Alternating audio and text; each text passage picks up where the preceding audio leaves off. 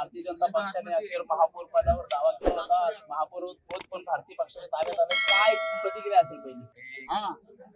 Strategy अशी होती. सन्मान्य बावनकुळेचा आदेश होता. गांधी साहेब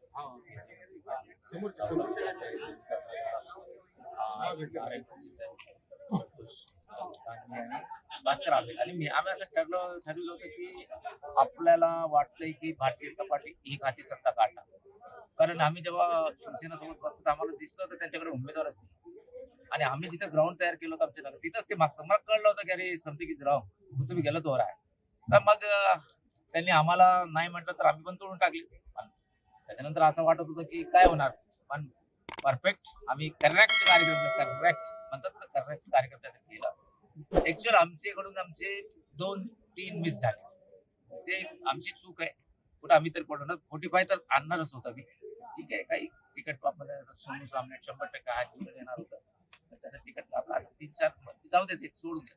पण मी एक सांगतो, जनताने देव मला न्याय दिलेला आहे आणि मला सोडून जे जे नगरसेवक गेले ते सर्व पण घ्या.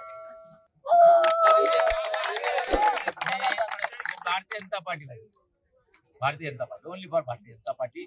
नरेंद्र मोदी साहेबांना जातो, देवेंद्र भाऊला जातो, बावनकुळे साहेबांना जातो, आपले रावसाहेब दानवे साहेबांना जातो, लोणीकर साहेबांना जातो, संतोष दानवेला साहेब जातो, नारायण कुर्चेला जातो, भास्कर आबाला जातो, मला थोडा जातो. कुठेतरी मुख्यमंत्री देवेंद्र फडणवीस साहेबांनी तुमच्यावर एक चांगला विश्वास दाखवला होता आणि तुमचं ऐकलं गेलं होतं युतीच्या बैठकाबाबत. काय सांगाल?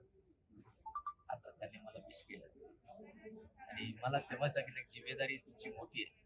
दानवे साहेबांची जवळ मोठी सर्वांनी जिम्मेदारी. तुम्हाला कोणत्या परिस्थितीतून 40 पेक्षा आलं मी 45 आकला दिलं. मी चुकला बोलू माफ करा. थोडा 3-4 लोक आमचे निवडून नाही आले पण 45 आले.